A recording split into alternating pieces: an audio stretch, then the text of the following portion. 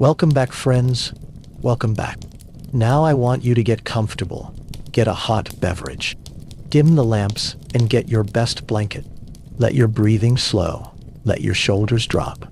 And allow yourself to drift back through time. The year is 1888, and somewhere in Europe, a train whistles through the night, carrying you toward a harbor you've never seen, toward a ship that will carry you across an ocean you can barely imagine, toward a country called America that exists, for now, only in whispered stories and fading photographs. Close your eyes and feel the wooden bench beneath you, hard and unforgiving. The third-class carriage rocks gently as the train moves through the darkness. Outside the window, the countryside passes like a shadow play. Fields you've known since childhood, villages where your ancestors were born and buried, stone churches with bells that marked every Sunday of your life. All of it is sliding away now, receding into memory, into the past. You are leaving everything you know, everything you have ever known, for uncertainty, but also for opportunities. But before we start, I want to ask you something. I would love to know where you are listening from. What part of the world are you in right now? I am in absolute awe every time I realize that someone on the other side of the world are tuning in and listening to my stories. So please tell me in the comments below where you are from and how you found my channel. I really want to know. And if you haven't already, please leave a like and perhaps even consider subscribing to the channel. It really helps me out and keeps me going, keeps me creating more videos like this one, but only if you really want to, of course. Well, I think that's enough of me talking. Let's get started with the story. So settle in, get comfortable, and as soon as you are ready, we can start with the first chapter. Part 1. Leaving home. The decision did not come easily. For months, perhaps years, you've watched your village empty, one family at a time. You've read the letters that arrived from America, passed from hand to hand until the paper grew soft and thin. Your cousin wrote about factories where you could earn more in a week than you make in a month here. Your neighbor's son sent money home, actual money, American dollars that gleamed like promises. But it wasn't just hope that pushed you toward this moment. It was hunger. It was the landlord raising the rent again. It was the potato blight that came back, or the factory in town that closed, or the way your children looked at you with hollow eyes when there wasn't enough bread. It was the knowledge that staying meant watching your family slowly diminish, generation by generation, until there was nothing left but stones and stories. You remember the night you told your mother you were leaving. She said nothing at first, just continued kneading the dough for tomorrow's bread. Her hands moving in the rhythm she'd learned from her mother, who learned it from hers. When she finally spoke, her voice was steady, but you saw her hands trembling. "Go," she said. "Go and be well. Send for us when you can. You won't see her again." Some part of you knows this, even as you promised to return, even as you memorized every line of her face in the lamplight. The old rarely make the journey. They stay behind with the stones and the stories, becoming memories for those who leave. The trunk at your feet contains everything you're taking to America. It's smaller than you thought it would be, a single wooden chest bound with leather straps, containing one change of clothes, a photograph of your family wrapped in cloth, your father's prayer book, a small bag of seeds from your garden, and a loaf of dark bread your mother baked this morning. The bread still smells faintly of her kitchen, of the oven she fired before dawn, of home. Around you in the carriage, other passengers sit in similar silence. A young woman clutches a baby who sleeps despite the noise and motion. An older man, perhaps 60, stares out the window with eyes that see only the past. Two brothers argue quietly in Polish about something, money, perhaps, or which of them will find work first. The carriage smells of wool and sweat, of coal smoke and anxiety, of lives compressed into trunks and bundles. The train carries you north, toward Hamburg, or perhaps to Bremen, or maybe south, toward Naples. The port cities have become gathering places, way stations where Europe collects its restless and hopeful before sending them across the Atlantic. You've never seen the ocean. You've never seen a city larger than the market town 3 hours from your village. Everything ahead is unknown, and everything behind is dissolving like morning fog. You doze as the train rocks through the night. In your half-sleep, you dream of the farm you'll never work again, the path through the woods where you gathered mushrooms, the creek where you learned to swim. You dream of your father's voice teaching you the prayers, your sister's laugh, the taste of your mother's soup on Christmas Eve. All of it is already becoming distant, softened by time and motion, preserved like flowers, pressed between the pages of a book you'll never open again. When you wake, it's dawn, and the train is slowing. Through the window, you see the city emerging from the mist, a sprawl of buildings and smokestacks, church spires and industrial cranes, a confusion of streets and bridges and boats. The harbor lies beyond, and beyond that, the sea. You gather your trunk and step down onto the platform. The air here smells different. Salt and coal and something indefinable. A scent of elsewhere, of possibility and danger mixed together. The station is crowded with hundreds of people, maybe thousands, all moving with the same purposeful uncertainty. Most of them, you realize, are going the same place you are. They're all leaving. They're all going to America. A man with a clipboard approaches, speaking German with an accent you don't quite recognize. He's checking papers, directing people toward different lines. You show him your ticket. You sold your cow to buy it, and your neighbor's field, the one your grandfather cleared by hand. And he points you toward a group gathering near the harbor gate. The ship leaves tomorrow, he says. You'll sleep in the hostel tonight. Stay together. Don't wander. There are thieves. The hostel is a large wooden building near the docks, filled with rows of narrow beds. You claim one and sit, waiting. Around you, people speak in a dozen languages: Italian, Yiddish, Swedish, Hungarian, Greek. Some are praying. Some are singing quietly. Some are simply staring at nothing, lost in their own thoughts about what they're leaving and what they're seeking. That night, you barely sleep. The bed is hard, and the building is full of sounds: crying babies, coughing men, whispered conversations, footsteps. Outside, you can hear the harbor, ships groaning against their moorings, water lapping against stone, the distant clang of bells. The ocean is out there, vast and dark and waiting.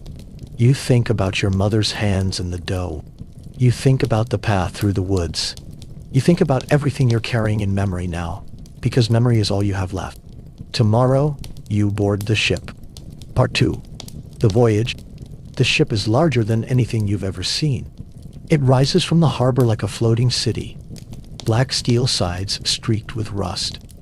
Smokestacks towering above the deck. A mass of ropes and chains and complexity that seems almost alive. The name painted on the hull means nothing to you. Some English or German word that you can't read, but you know what it represents. This ship is the bridge between your old life and your new one. This ship is your future, for better or worse. The boarding process takes hours. You wait in line with hundreds of others, shuffling forward, step by step, your trunk growing heavier with each passing minute. Officials check papers. Medical inspectors look briefly at your eyes and throat. Someone stamps something. Someone else waves you forward. Finally, you climb the gangway, your feet hollow on the metal, and step onto the deck. The ship smells of coal and oil, of bilge water and rust. Steam hisses from somewhere below. Sailors shout to each other in English, securing cargo, coiling ropes. A whistle blows, sharp and urgent. You're directed down a steep stairway, then another, descending into the belly of the ship, away from sunlight and fresh air, down into steerage. The steerage compartment is a long, low-ceilinged space, lined with metal bunks stacked 3 high. The ceiling is crisscrossed with pipes and beams. Small portholes let in weak circles of light, but mostly the space is lit by flickering electric bulbs that cast everything in harsh, yellow light. The air is already stale, thick with the smell of too many people in too little space.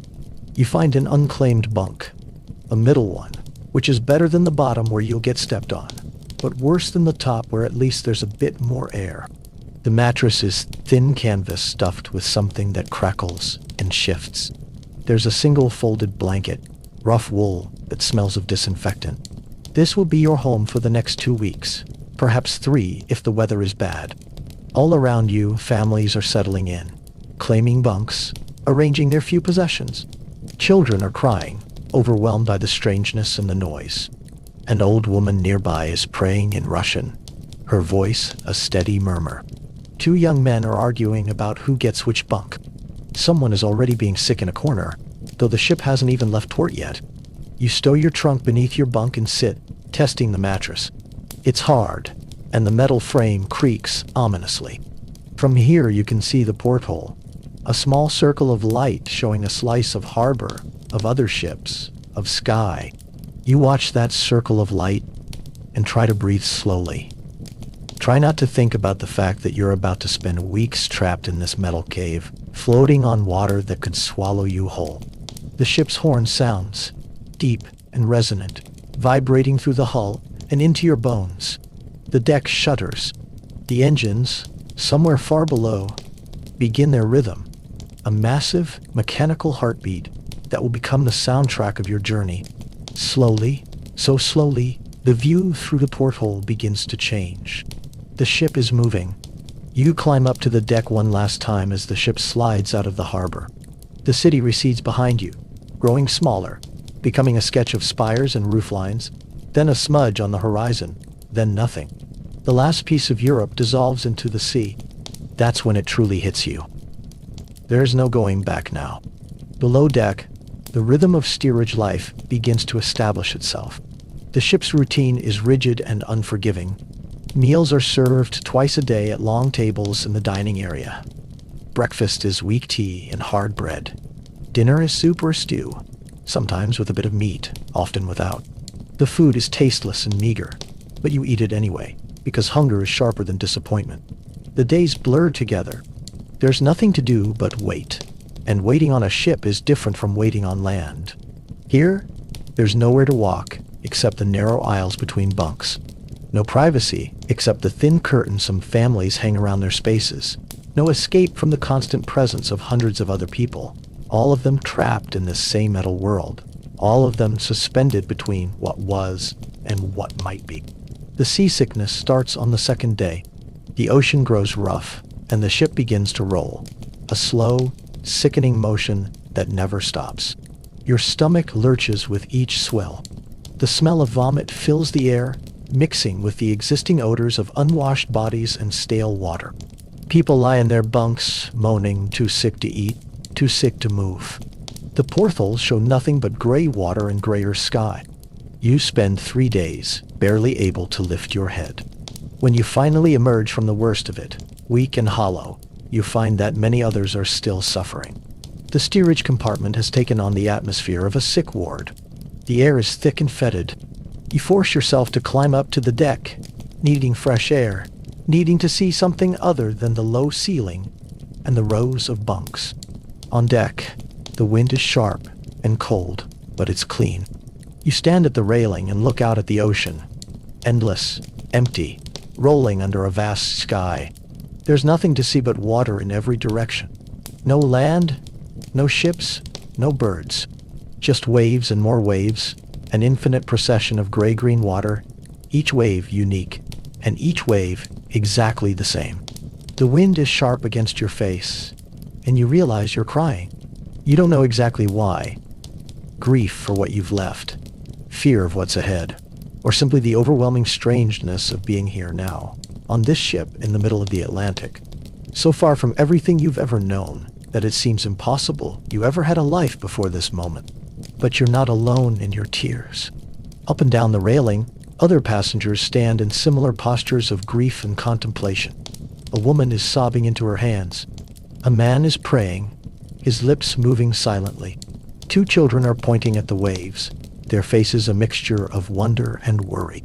You're all here together, all crossing the same ocean, all carrying the same weight of leaving and hoping. Back below, you try to establish some kind of routine. You learn the rhythms of steerage life. You learn which families are friendly, which people to avoid. You learn that the water from the tank tastes of metal, but is better when you let it sit for a while. You learn to move carefully in the narrow spaces, to keep your valuables close, to ignore the constant noise.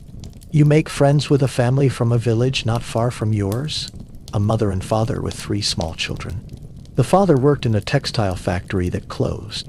They're going to New York, where his brother is waiting with the promise of a job. The mother is pregnant again, though she tries to hide it, and you can see the worry in her eyes, the fear of giving birth in this place, or worse, arriving in America with a newborn and nowhere to go. The children are adapting better than the adults. They play in the aisles, inventing games, making friends across language barriers with other children. They're young enough that this journey might become, for them, just a strange interlude, a story they'll half remember about the time they lived on a ship. For you and the other adults, it's different. You know what you're leaving. You know what it costs. At night, the ship becomes quieter, but never silent. The engines throb endlessly, a rhythm you feel more than you hear. People snore and cough and murmur in their sleep. Babies cry and are shushed. Sometimes someone screams, waking from a nightmare, and you hear voices comforting them in languages you don't understand.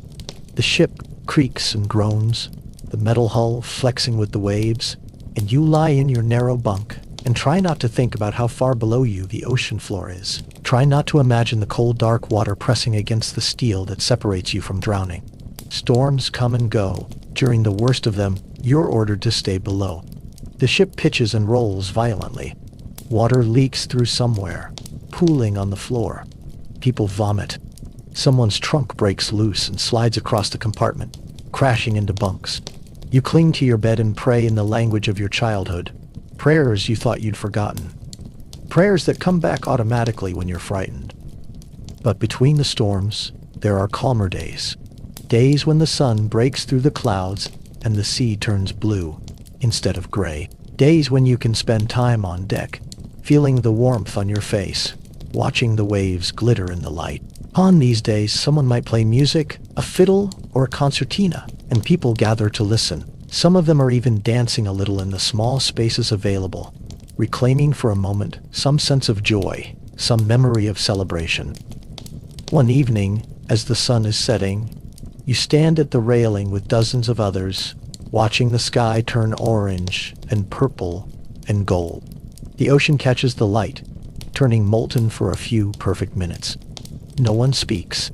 You all just watch this beauty, this gift of color and light in the middle of so much gray and difficulty. When the sun finally slips below the horizon, someone starts singing, a folk song from the old country, something everyone seems to know.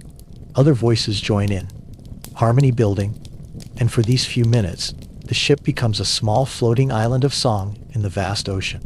These are the moments you'll remember, you think.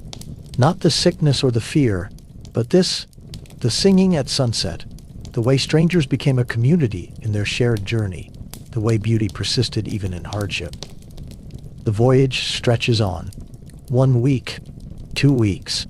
You lose track of the days. Time becomes measured only by meals and darkness, by storms and calm. You exist in a strange suspension, neither here nor there, neither who you were, nor who you'll become. And then one morning, the word spreads through steerage like electricity. Land. Someone saw land. You rush up to the deck with everyone else, pressing against the railing, straining to see. At first, there's nothing, just the usual endless ocean. But then, yes, there, on the horizon, something different. A line that isn't water, a shadow that might be shore. It's not just land. It is America. Your heart is hammering. Around you, people are laughing, crying, praying, embracing. Someone is singing. Someone else is sobbing. The children are jumping up and down, not really understanding, but caught in the excitement. The land grows slowly, resolving from shadow into shape, into substance. You can see buildings now, tall structures reaching into the sky, taller than any buildings you've ever seen. You can see ships in a harbor.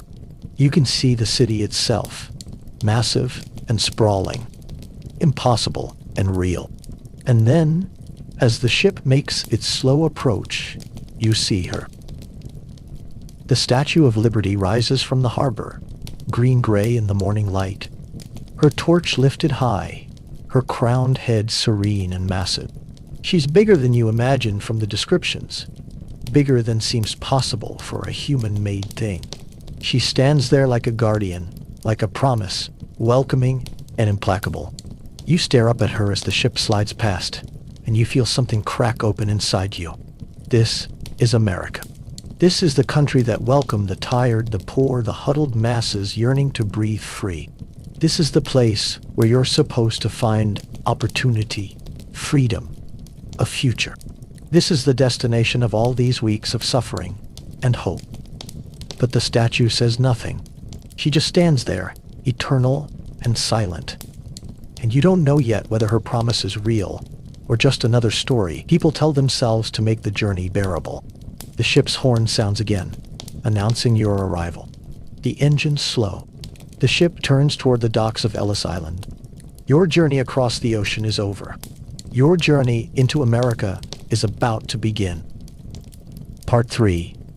Ellis Island. The ship anchors in the harbor, but you're not allowed off yet. Instead, you wait, again, as officials board and inspect.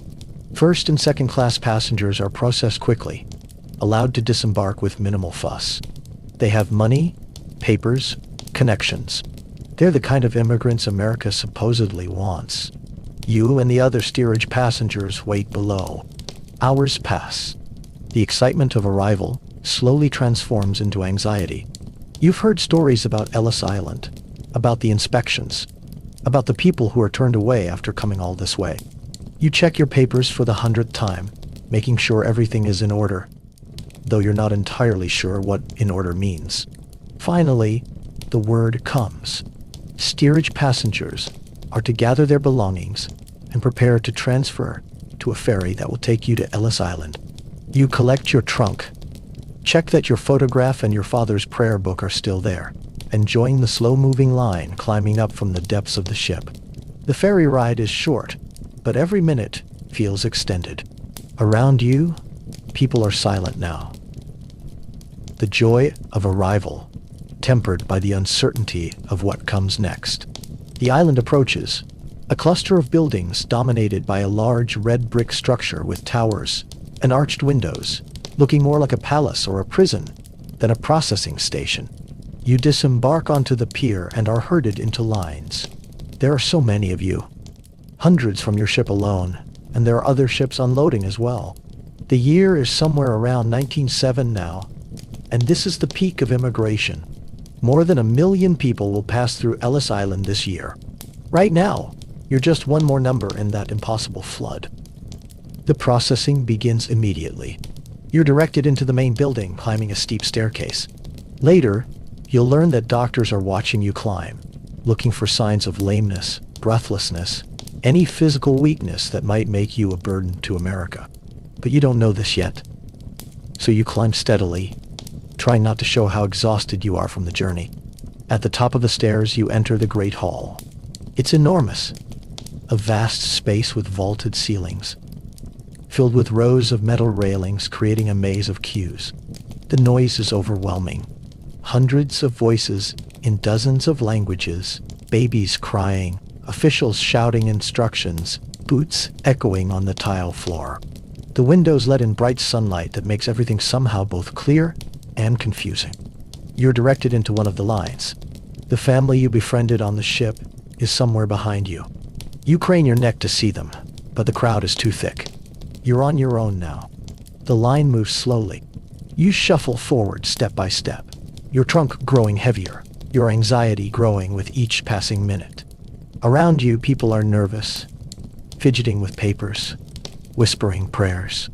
A woman behind you is crying softly. A man nearby keeps clearing his throat, over and over, a nervous habit that's getting louder as he gets closer to the inspectors. The medical inspection comes first. A doctor in a white coat looks at you briefly, then pulls down your lower eyelid, checking for trachoma, an eye disease that's one of the leading causes of deportation. His fingers are impersonal, professional. He marks something on a paper attached to your coat. No chalk mark on your clothing, which is good. Chalk marks mean they found something wrong, mean you'll be pulled out of line for further examination. But not everyone is so fortunate. You watch as doctors mark people with chalk. An H for heart problems, an L for lameness, an X for mental defects. Those marked are separated from their families, led away to other rooms for more detailed inspections. A woman screams as they take her son away for examination. She tries to follow, but an official holds her back, speaking words she doesn't understand, his face stern.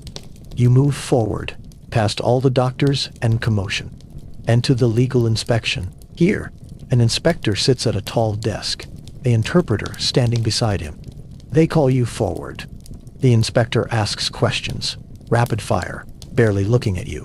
What is your name? Where are you from? Do you have a job waiting? Who paid for your passage? Do you have money? Are you an anarchist? Have you ever been in prison?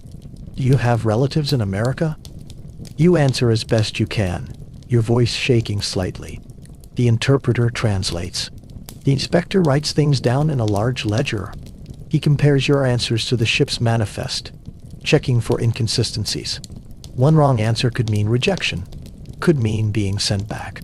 You try to remember what you were told to say.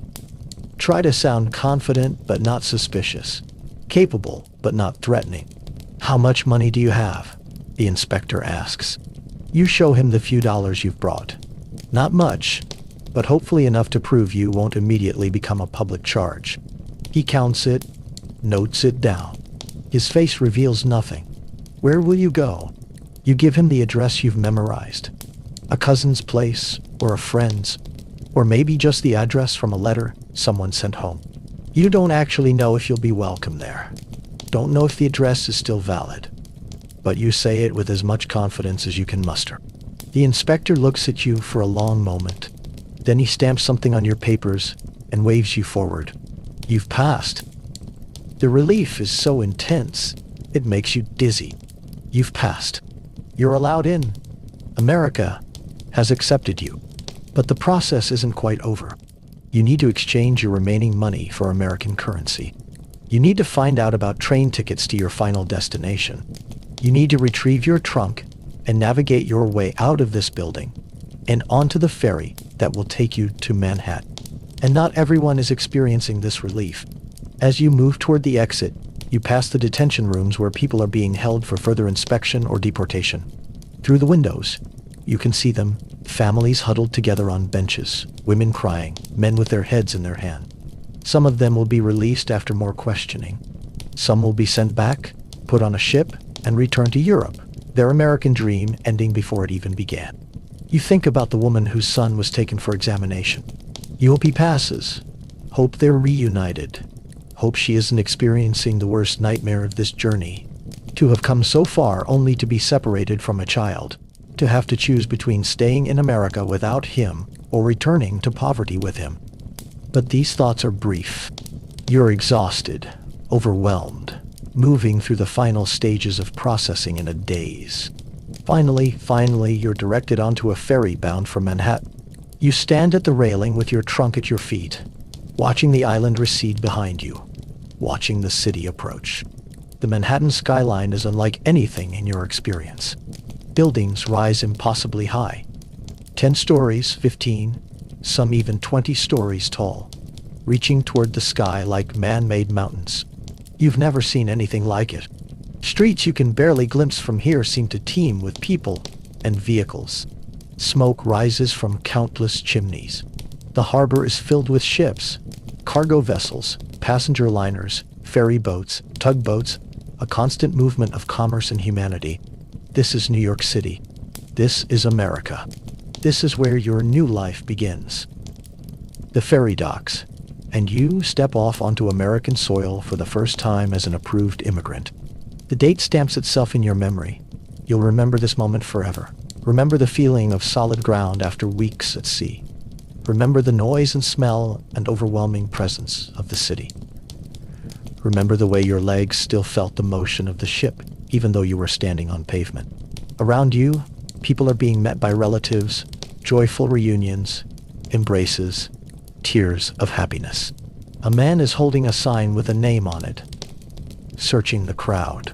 A woman rushes forward, throwing her arms around children she hasn't seen in years.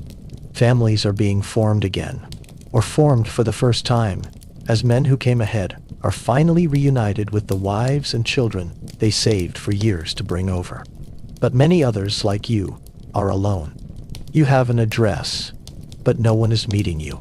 You're on your own in this massive, strange city where you don't speak the language, don't know the customs, don't understand how anything works. You clutch your trunk and look around, trying to orient yourself, trying to figure out where to go, what to do next. The noise is incredible. Horse-drawn wagons clattering on cobblestones, vendors shouting, construction somewhere pounding out a rhythm, people talking and laughing and arguing in a confusion of languages. A man approaches, speaking in your language. He says he can help you find lodging, can take you to a good place. Cheap, clean. He seems friendly, helpful. Only later will you learn to be suspicious of such offers, learn that many immigrants are preyed upon in their first confused days, cheated of their money, directed to overpriced lodgings or non-existent jobs. But right now, you don't know this. Right now, you're just grateful that someone is offering help. You follow him through the streets, trying to keep track of the turns, trying to memorize landmarks so you can find your way back.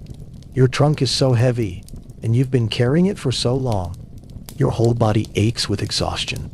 The city swallows you up, and you disappear into its crowds. Just another immigrant beginning the long, hard work of becoming an American. Part 4. Building a new life. The tenement building where you end up living is on the Lower East Side of Manhattan, though the name means nothing to you yet.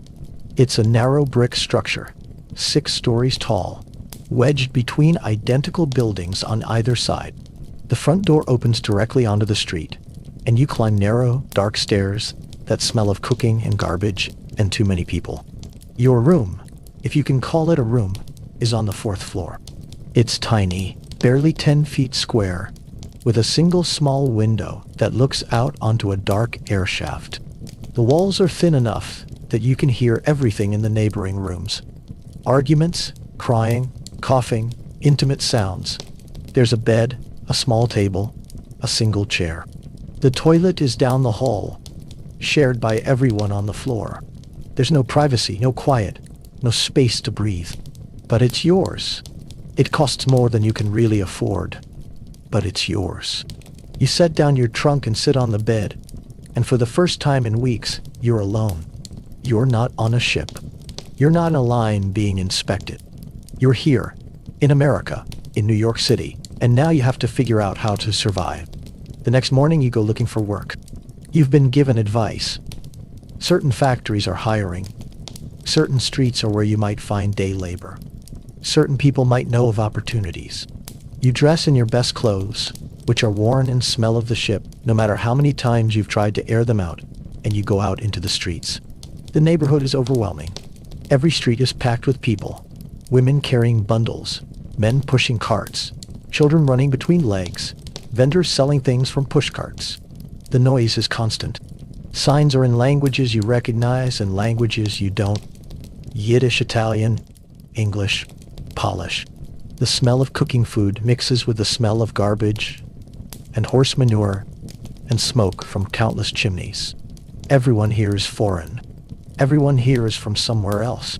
The entire neighborhood is a collection of elsewhere, a place where the old world has been compressed and recombined into something new and chaotic. You find your way to a garment factory, one of the many that line the streets of this district. The building is a former warehouse, now subdivided into sweatshops where immigrants work long hours sewing clothing for department stores. The entrance is at the back, up a flight of stairs. Inside, rows of women sit at sewing machines, their hands moving in constant rhythm, the machines clattering like metal insects. The foreman barely looks at you. The foreman asks you if you can sew, and you lie and tell him yes. Then you start tomorrow, 6 in the morning, 50 cents a day. 50 cents. It's not much, but it's something. It's a start. You nod, trying to hide your relief. Thank you. The next day you arrive at 6 to find dozens of others already there.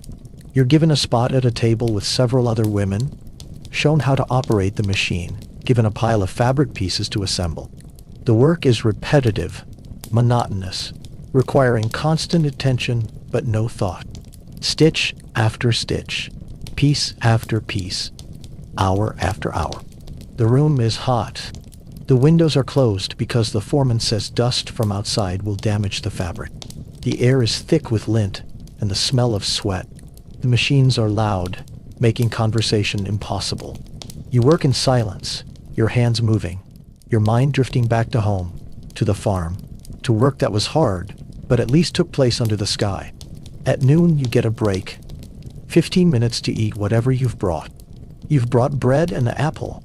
Others have bread and cheese, or potatoes, or nothing at all. Everyone eats quickly, knowing the break will end precisely on time. By evening, when the whistle finally blows, your back is aching, your fingers are sore, your eyes are strained from squinting at seams in the dim light. You collect your pay for the day and walk home through streets now lit by gas lamps and electric lights, past crowds still bustling even as darkness falls. This becomes your routine. 6 days a week, 10 or 12 hours a day, you sit at that machine and sew. Sunday is your only day off, and you spend it doing laundry, buying food, walking through the neighborhood, trying to learn your way around, going to church to hear words in a language you understand. The church becomes important. It's not just about faith. Though you still pray, still find some comfort in the familiar rituals. It's about community. The church is where you meet people from your region, where you hear news from the old country, where you can speak your language without feeling self-conscious. The priest is from a village not far from yours.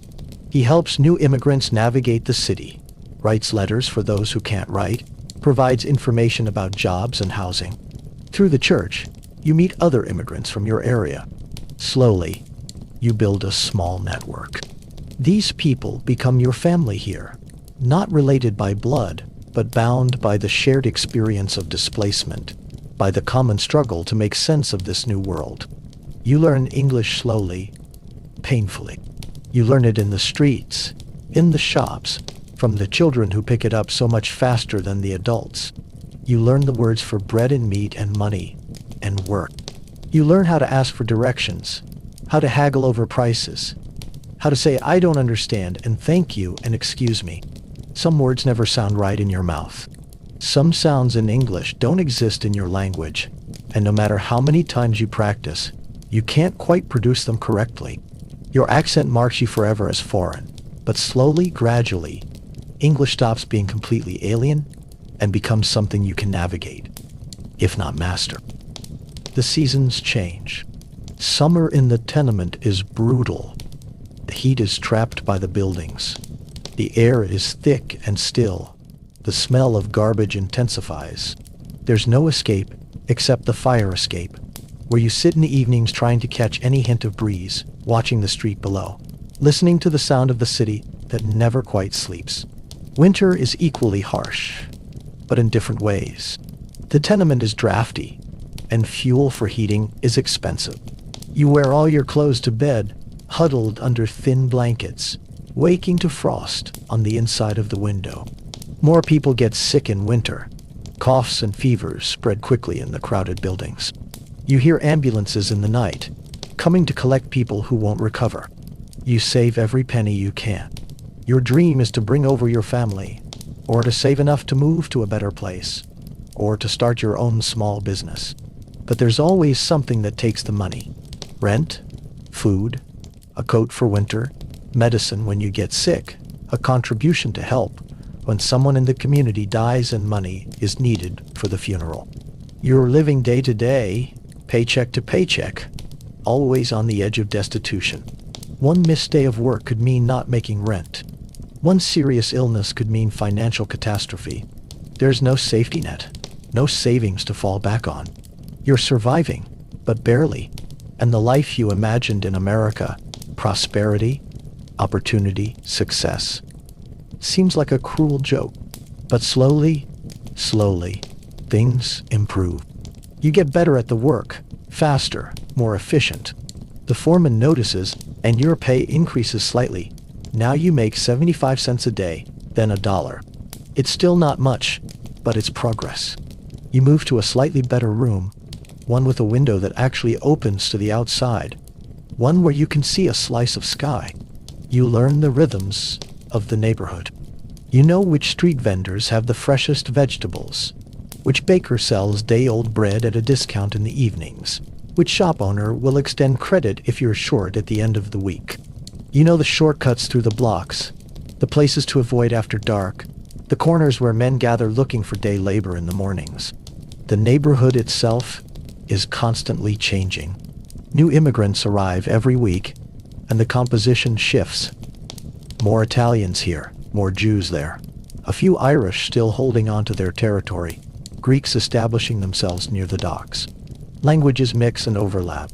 You can walk down one street and hear Russian, turn a corner and hear Italian, cross another street and hear Yiddish. The children are different from the adults. The children adapt, absorb, transform. They learn English in the streets and in the public schools, and within a year or two, they speak it better than their parents ever will. They become translators for their families, intermediaries between the old world and the new. A 7-year-old child helps her mother buy groceries, explaining to the shopkeeper what she needs, translating prices, and making change. You watch these children and see the future. They're becoming American in a way you never quite will. They dress like American children, play American games, sing American songs. But at home, they still speak the old language, still eat the old foods, still listen to their parents' stories about the country they left behind. They're living in two worlds simultaneously, and somehow, they make it work. You hear about work in other industries. The factories need workers. Steel mills in Pittsburgh, meatpacking plants in Chicago, coal mines in Pennsylvania. Some immigrants move on from New York, following the promise of higher wages elsewhere. But you stay. The city has become familiar, and familiar is valuable when so much else is still strange. Time passes. A year, 2 years, 3 years. The edges of your old life become softer, less distinct. You don't think about your homeland as much as you once did. Though when you do, the longing is still sharp. You've saved enough to send money back occasionally, small amounts that seem meager to you, but mean everything to your family, still struggling on the farm. Your mother writes back. Her letters carried across the ocean by other travelers, arriving months after they were written. She tells you about the harvest, about your sister's wedding, about how the old barn finally collapsed. Her handwriting is shaky. She's getting older, and you realize with a pain that she's aging without you there to see it. You think about bringing them over, but the calculations never quite work. The passage for a family would cost hundreds of dollars. You'd need to have a larger place for them to live. You'd need to guarantee they wouldn't become public charges. The barriers seem insurmountable, and as time passes, the possibility of reunion becomes more theoretical, less real. Meanwhile, the city transforms around you. New buildings rise, taller and more modern. Electric lights become more common. The elevated trains extend their routes, connecting distant neighborhoods. The Brooklyn Bridge, that marvel of engineering, carries thousands of people every day between Manhattan and Brooklyn. The city is growing explosively, driven by immigration and industry, becoming the great metropolis it will remain for generations. You're part of that growth, though you don't think of it that way. You're just trying to survive, to make enough to eat and pay rent and save a little. But your labor, and the labor of hundreds of thousands like you, is building this city. You're sewing the clothes that stock the department stores, serving the meals in the restaurants, cleaning the offices, building the buildings, driving the wagons, loading the ships. Immigrant labor is the engine of American prosperity, though the prosperity rarely flows back to the immigrants themselves. You begin to hear words like union and strike. Workers are organizing, demanding better wages, shorter hours, safer conditions. The garment industry is particularly active. The conditions in the sweatshops are dangerous. The hours are brutal. The pay is barely enough to live on. You attend meetings held in the evenings and halls, where speakers talk about solidarity and collective bargaining. It's frightening and exhilarating at the same time. The factory owners have power. They can fire anyone who causes trouble. They can bring in new immigrants desperate enough to work for any wage. But if enough workers stand together, if enough people refuse to accept the conditions, maybe things can change. A strike is called. You join, though it terrifies you. You walk the picket line outside the factory, holding a sign, chanting slogans in broken English. The foreman comes out and threatens you. Police arrive, looking menacing. Other workers, desperate for the wages, cross the picket line, and you shout at them, calling them traitors, though you understand their desperation perfectly. The strike lasts 3 weeks. 3 weeks without pay. Your savings evaporate. You go hungry, eating only bread and water, trying to make your money last. The community helps. The church collects donations. Neighbors share what little they have. The union provides some support. But it's hard. So hard. And every day you wonder if you should give up, go back to work, accept the conditions rather than starve. But you hold out. And finally, the factory owners negotiate. The strike doesn't win everything. The hours are reduced slightly. The pay increases marginally. Some basic safety measures are promised. It's a small victory, but it's a victory nonetheless. You go back to work feeling something new. A sense of power, however limited. A belief that working people can change their conditions if they stand together. The years continue to pass. You're becoming part of the fabric of the neighborhood now. You're no longer the newest arrival, no longer the most lost and confused. You help newer immigrants, offering the kind of guidance you wish you'd had when you first arrived. You translate for someone at the market. You explain to a family fresh off the ship how to navigate the city. You pass along job information, housing tips, survival strategies. Relationships develop. There's someone you see regularly at the church. Someone whose smile makes you notice, makes you think about something other than work and survival. Slowly, carefully, a courtship develops. It's conducted in the spaces between everything else. Conversations after Mass, walks through the neighborhood on Sunday afternoons, shared meals at community gatherings. Marriage, when it comes, is a quiet affair. A simple ceremony at the church, a small gathering of friends afterward. No family from the old country. They're too far away. The journey too expensive. This is your new family now. The community you've built in this strange land. Children follow. A daughter first, then a son.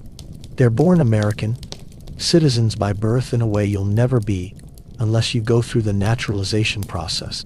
You hold your daughter for the first time and feel the weight of responsibility, the fierce desire to give her a better life than you've had, to spare her the hardships you've endured. But you also want her to know where she comes from. You speak to her in your language, teach her the songs you learned as a child, tell her stories about the old country. She absorbs some of it, but English is her first language. America is her home. She'll grow up belonging here in a way you never quite will, and that's both your loss and your gift to her. The neighborhood is crowded with children now.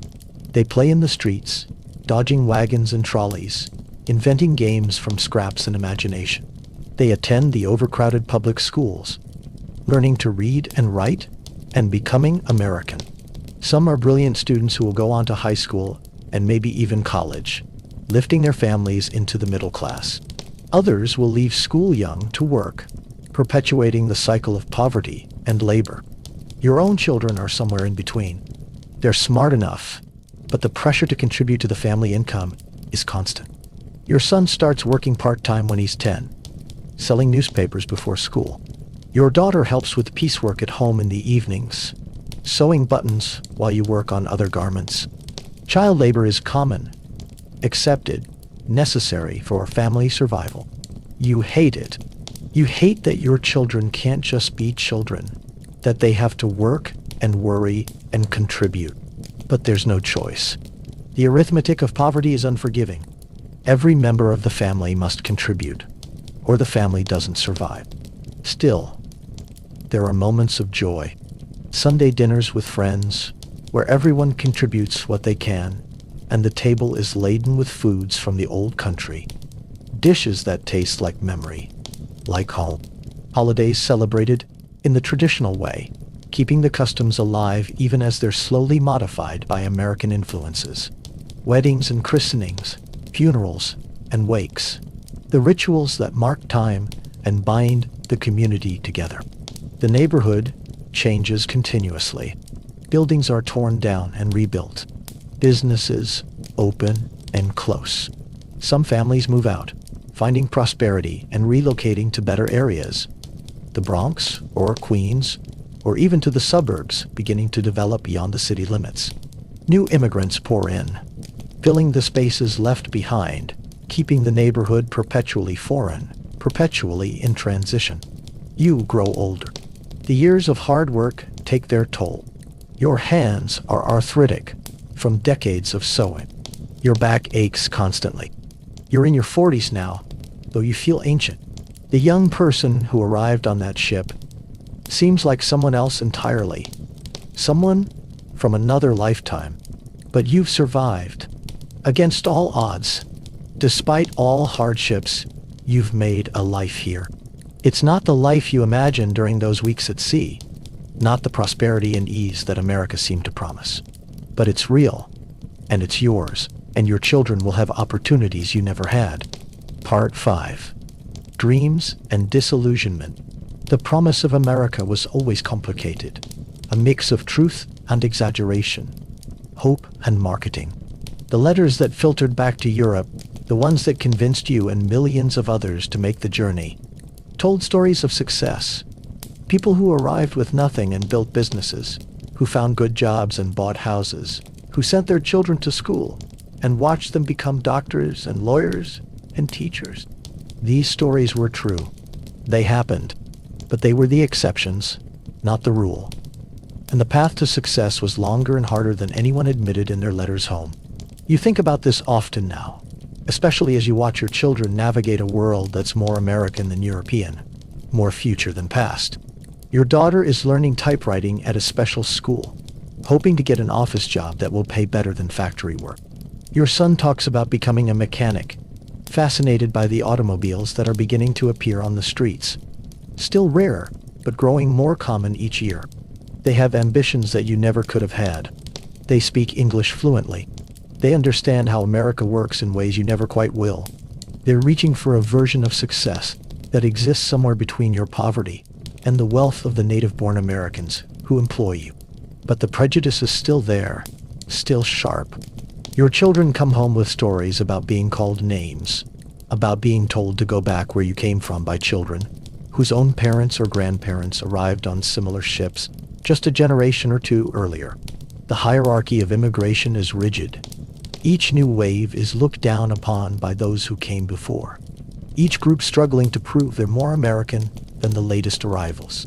The newspapers are full of debates about immigration. Some politicians want to restrict it, to close the doors that allowed you in. They talk about preserving American culture, about preventing the country from being overrun by foreigners.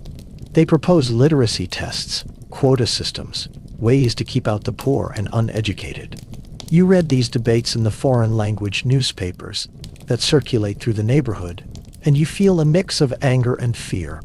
Anger because you and people like you built this city, because your labor made America's industrial prosperity possible. Fear because you know how precarious your position is, how easily the door could close behind you, leaving your relatives stranded in Europe, preventing family reunification, marking you permanently as undesirable outsiders. The work continues. You're older now, and the factory prefers younger workers with better eyes and faster hands. Your hours are cut. Your pay stagnates. You supplement your income with piecework at home, sewing late into the night by lamplight, straining your eyes, pushing your body beyond what it can comfortably endure. There are accidents at the factories. You hear about them constantly. A machine that crushed someone's hand, a fire that started in a pile of fabric scraps, a worker who fainted from the heat and fell, hitting her head. The most famous tragedy occurs in 1911 at the Triangle Shirtwaist Factory, where 146 workers Mostly young immigrant women die in a fire because the exits were locked to prevent theft. The city mourns. There are protests and investigations, and eventually, new safety laws are passed. But you know the truth. The laws are only as good as their enforcement, and factory owners find ways around regulations, ways to maximize profit, regardless of worker safety. The fundamental equation hasn't changed.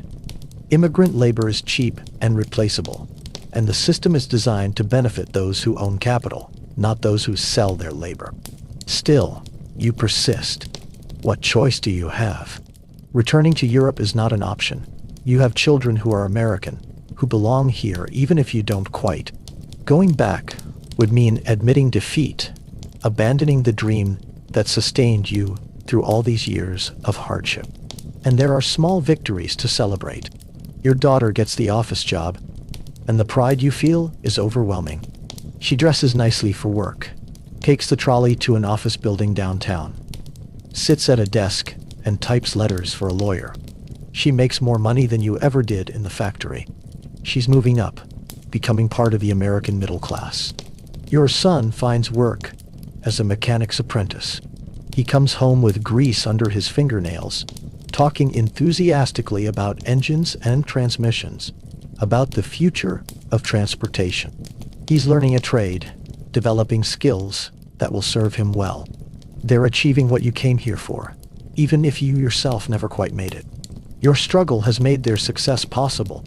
Your years of poverty and hard work have given them a foundation, a foothold in American society that you never had. The neighborhood continues its endless transformation. The buildings are older now, more worn. Some of the energy has dissipated as families move out and new immigrants move in. The shops change hands. The faces on the street are different. You're becoming part of the old guard now, one of the immigrants who's been here long enough to remember how things used to be. You join clubs and associations organized around your region of origin. These become social networks, mutual aid societies, places where the old language and customs are preserved. You celebrate traditional holidays, organize picnics in the summer, where everyone brings food and the children play, while the adults reminisce about the places they left behind. These gatherings are bittersweet. Everyone has aged. The young people who arrived on ships are now middle-aged or elderly, worn down by decades of hard labor. You share stories, but the stories become repetitive, polished by retelling until they're more legend than memory. The old country becomes mythologized, transformed by distance and time into something better than it probably was. Some people do go back, finally able to afford the return passage. They visit the villages they left, and they come back to America confused and disappointed. The villages are smaller than they remembered, poorer, more backward. Their relatives see them as rich Americans, even though they're still struggling. They don't fit in the old country anymore, but they don't quite fit in America either. They're stuck between worlds, belonging fully to neither. You never go back. You can't afford it, and part of you doesn't want to. The place you left exists only in memory now, frozen in time on the day you departed. To return would be to confront the reality that time moved on without you, that life continued in your absence, that the world you knew has changed or disappeared. Instead, you preserve what you can. You cook the traditional foods. You teach your grandchildren. Yes, you have grandchildren now, a development that makes you feel ancient and blessed simultaneously. Words in the old language. You tell them stories about the farm, about the village, about their ancestors. They listen politely, but you can see that for them. These are just stories, fairy tales about a faraway place they'll never see. The world is changing rapidly now. It's the 1910s, and everything is accelerating. There's war in Europe, the old empires tearing themselves apart, the countries you left behind being devastated by a conflict of unprecedented scale. You read about it in the newspapers, hear about it from recent immigrants who fled just before the war made travel impossible. The war affects the neighborhood. Men are being drafted, including some immigrants who haven't yet naturalized, who are being asked to fight for a country that hasn't fully accepted them. Your son is the right age. And you live in fear of the draft notice that could send him overseas to die in the trenches. The war also brings prosperity, at least temporarily. Factories are running at full capacity, producing war materials. Wages rise. There's more work than workers to do it.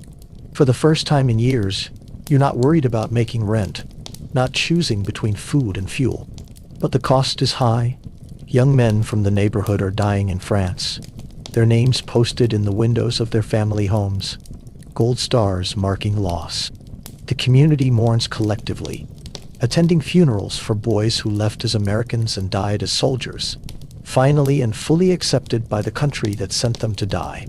Your son survives the war, though he comes back changed, quieter, haunted by things he won't talk about. He returns to his mechanic's work, marries a girl from the neighborhood, a second-generation immigrant like himself, and starts his own family. You're a grandparent now, watching the cycle continue, the next generation being born into an America that's slightly more welcoming, slightly less foreign than the one you entered. Part 6. Reflection and Legacy. You're old now. The years have accumulated faster than you realized, and suddenly you're in your 60s, then your 70s, an age you never expected to reach when you were working those brutal hours in the factory. You live with your daughter and her family now, unable to work anymore, dependent on your children for support in the way your parents once depended on you. The role reversal is humbling, but your children are good to you. They've prospered modestly. They have a small house in a better neighborhood, away from the crowded tenements of your early years. There's a yard where the grandchildren play. There are trees on the street. This neighborhood is quieter, more settled. The residents are mostly second-generation immigrants, people who've climbed the economic ladder enough to afford something better than tenement living. It's still not the American dream as originally advertised. No one here is wealthy, but it's comfortable, stable, respectable. You spend your days in quiet routine. In the mornings, you sit by the window and watch the street. In the afternoons, you help where you can, simple tasks that your arthritic hands can still manage. Mending clothes, preparing vegetables for dinner. In the evenings, the family gathers, and you listen to the grandchildren talk about school, about their friends, about the world they're growing up in. That world is so different from the one you entered as a young immigrant. The city has expanded dramatically. The subways now connect distant boroughs. Skyscrapers rise higher every year, defining a new kind of city skyline. More people have automobiles. Radio broadcasts bring news and entertainment into homes. The pace of change is dizzying. Your grandchildren are fully American, in a way your children never quite were. They have no accent. They've never known the old country. To them, the stories you tell are ancient history, as remote as tales of kings and castles. They're polite when you reminisce, but you can see their attention drifting. The past you remember so vividly is simply not real to them. Sometimes, other old immigrants from the neighborhood visit. You sit together and talk in the old language, grateful to have someone who understands without explanation, who shares the memories of that other life. You talk about the journey across the ocean, about those first brutal years, about people you knew who died young, or gave up, or succeeded beyond expectation. These conversations follow familiar paths. The details have been worn smooth by repetition, but the emotional truth remains. You suffered. You endured. You survived. And in surviving, you created the possibility for your children and grandchildren to have better lives. Was it worth it? The question arises sometimes in the quiet moments. You gave up so much, your homeland, your language, your culture, your family, your youth. You worked until your body gave out. You lived in poverty and fear for decades. You never achieved the prosperity that America seemed to promise. But then you look at your grandchildren, healthy and educated and confident, and the question answers itself. Yes, it was worth it. Not for what you gained, but instead what they got, what they gained, and what they will gain in the future. Your sacrifice purchased their opportunities. Your struggle built their foundation. This is the immigrant story, you realize. Not one of individual triumph, but of generational progress. The first generation suffers, so the second can struggle towards stability, so the third can reach for success. It takes time, takes generations, takes more sacrifice than anyone who hasn't lived it can truly understand. You think about the millions of others who made the same journey, who crossed the same ocean, who endured the same hardships. Some succeeded spectacularly. Some failed utterly. Most, like you, simply survived, contributing their labor to building America while receiving only modest rewards. Together, you transformed this country. The cities you built, the factories you worked in, the railroads you constructed, the garments you sewed, the food you served, the buildings you cleaned. All of it was essential to America's growth. Immigrant labor was the foundation of American prosperity, even as individual immigrants remained poor. And you changed America in other ways too. You brought your cultures, your foods, your languages, your traditions.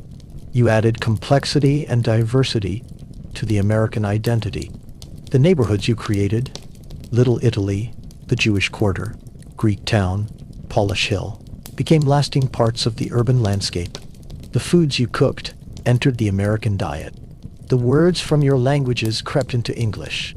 The churches and synagogues and temples you built still stand. America changed you too, of course. You're not the person who left Europe all those years ago. That person died somewhere on the Atlantic, or in the tenements, or in the factories. You're something new now. Something hybrid. Not fully European anymore, but not quite American either. You exist in the space between, carrying pieces of both worlds, fully at home in neither. Your grandchildren won't have that divided identity. They're simply American, and they'll probably move further from the old country with each passing generation until all that remains are family stories, recipes, perhaps a few traditional songs sung at gatherings. The culture you brought will be diluted, assimilated, transformed into something new. This makes you sad sometimes. This knowledge that what you've preserved will eventually disappear. But you also understand it's inevitable, even necessary. Each generation must find its own way, must adapt to its own times. Your grandchildren need to be American to succeed in America. They can't live in the past the way you do. Evening comes. The family gathers for dinner. Your daughter has made a traditional dish from the old country, and the smell brings tears to your eyes. It's exactly right, exactly the way you remember. But she's also made American food, and the children eat both without thinking about it, without recognizing that this meal represents the blending of two worlds. After dinner, your grandson brings out a map to show you something he learned in school. He points to the country where you were born, asking questions about it. You look at the map, at that small area of land that once contained your entire world, and you try to explain. You tell him about the village, about the farm, about the journey. He listens, his young face serious, trying to understand a life so different from his own. Were you scared? He asks. When you came to America? Yes, you tell him. I was terrified. I didn't speak English. I had no money. I didn't know anyone. Everything was strange and new and overwhelming. But you stayed, he says. But I stayed. You agree. Because there was nothing to go back to. And because I hoped for something better. Did you find it? He asks. Something better?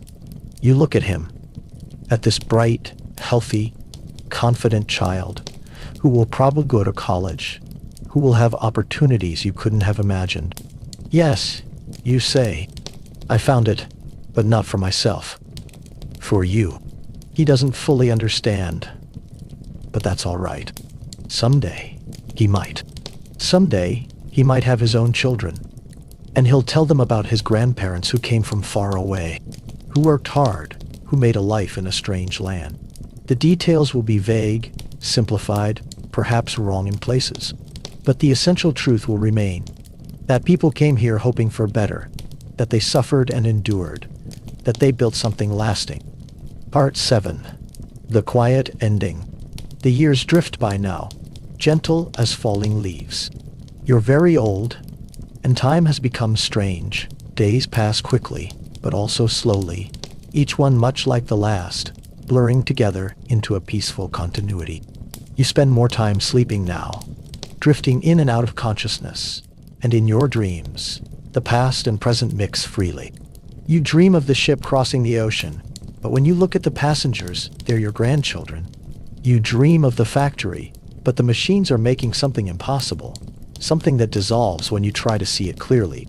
You dream of the farm where you grew up, and it's exactly as you remember. Perfect and unchanging, bathed in golden light. Sometimes you wake confused, not sure where you are, not sure what year it is. Your daughter is patient with you, reorienting you gently, reminding you that you're safe, you're home, you're with family. Home, it's a complicated word now. Is home the place you were born? The place you haven't seen in 50 years? Or is home here, in this house with your daughter? In this city you've lived in longer than you lived anywhere else? You don't know anymore. Maybe home is just wherever the people who love you are. Maybe home is memory and belonging, not geography. The neighborhood where you first lived has changed completely. Your daughter took you to visit once, driving through streets you used to walk. The buildings are still there, still housing immigrants, but now they're from different countries, people from places you've never heard of, speaking languages you don't recognize. The cycle continues, the city still accepting the dispossessed and desperate, still promising more than it can deliver, still transforming lives and families and cultures. You felt like a ghost visiting that neighborhood, like you were looking at your own past from a great distance. But you did. That's what you keep coming back to, despite everything. The poverty, the prejudice, the back-breaking labor, the loneliness, the loss. You endured. And not just endured, but created life, raised children, built community, contributed to something larger than yourself. The letters stopped coming from the old country long ago. Everyone you knew there has died. The village itself may not even exist anymore. The war changed everything, redrew borders, displaced populations. The place you left is gone, existing now only in your memory. And when you die, even that version will disappear. But new stories are being created. Your grandchildren are growing up, making their own lives, creating their own memories. They'll have their own struggles, their own triumphs, their own versions of the American dream. The story continues, chapter after chapter, generation after generation. On quiet afternoons, you sit by the window and watch the light change. The seasons cycle past. Spring's gentle renewal, summer's abundant heat, autumn's golden mellowing, winter's stark beauty. You've seen these cycles dozens of times now, and each year they seem to move faster, time accelerating as your own time grows short. You're not afraid of death. You've seen too much of it, lost too many people, lived too hard a life to fear the ending. Death seems, if anything, like rest, like the final release from a journey that's been longer and harder than you ever anticipated. What you hope for, in your quiet moments, is that you'll be remembered. Not as an individual necessarily. Your name will probably be forgotten in a generation or two, but as part of a larger story. The story of people who left everything behind to seek something better. The story of people who built a country with their hands and backs and determination. The story of immigrants, of strivers, of survivors.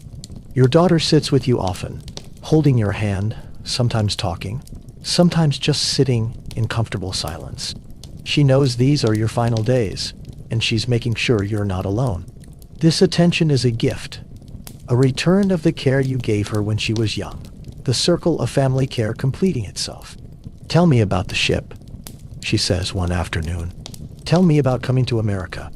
And you do, one more time. You tell her about the steerage compartment, about the storm, about the first sight of the Statue of Liberty. You tell her about Ellis Island, about the fear and hope mixed together. You tell her about arriving in the city, lost and alone, and determined to succeed. She's heard these stories before, many times, but she listens as if they're new. She's preserving them, you realize, committing them to memory so she can tell them to her own children, so the story can continue. So your journey is remembered.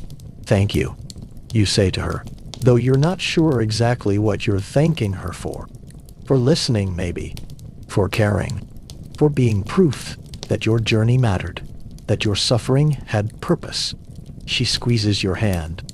Rest now, she says. You've earned your rest. And so you do. You close your eyes and drift.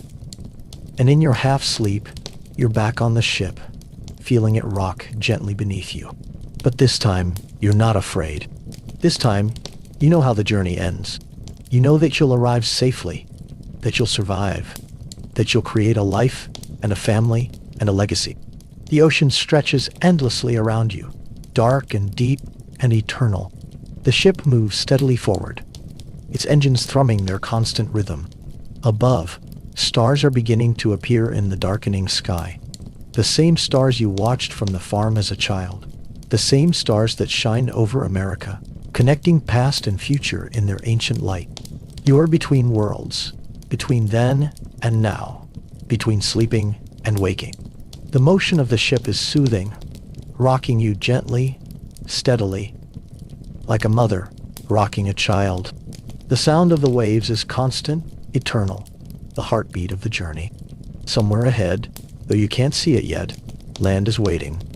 A new world is waiting. A future is waiting, filled with your children and grandchildren, filled with possibilities you created through your endurance. The years pass. The city grows around you. The language becomes familiar, and the old world fades like a dream. Yet somewhere deep inside, a small part of the sea still moves. The rhythm of your journey, the quiet pulse of hope that carried you across the ocean, that sustained you through hardship, that made everything possible. That rhythm continues even now, even as you drift deeper into sleep. It will continue after you're gone, carried forward in the hearts of those who come after you. The endless motion of immigrants arriving, struggling, surviving, building, hoping. You are part of that eternal rhythm now, part of the story that never ends, the story of people seeking home, seeking belonging, seeking a better life. Your particular chapter is closing, but the story continues, generation after generation, wave after wave, arriving on these shores with nothing but hope and determination, building America, one life, one family, one sacrifice at a time. Rest now. Your journey is complete. You crossed the ocean. You survived. You endured. You mattered. The ship rocks gently. The waves whisper their ancient song. The stars shine overhead, connecting everything, connecting everyone, connecting past and future in the infinite present moment. And you drift into the deepest sleep, into the final rest, into peace. Let yourself settle down now. Let your breathing slow. Let your body sink into comfort. The story has been told. The journey has been made. Rest comes to all travelers eventually. Close your eyes. Breathe deeply. The rhythm of the waves, the motion of time, the gentle rocking of the ship carrying you forward, always forward, into dream, into sleep, into the peace that awaits at the end of every long journey.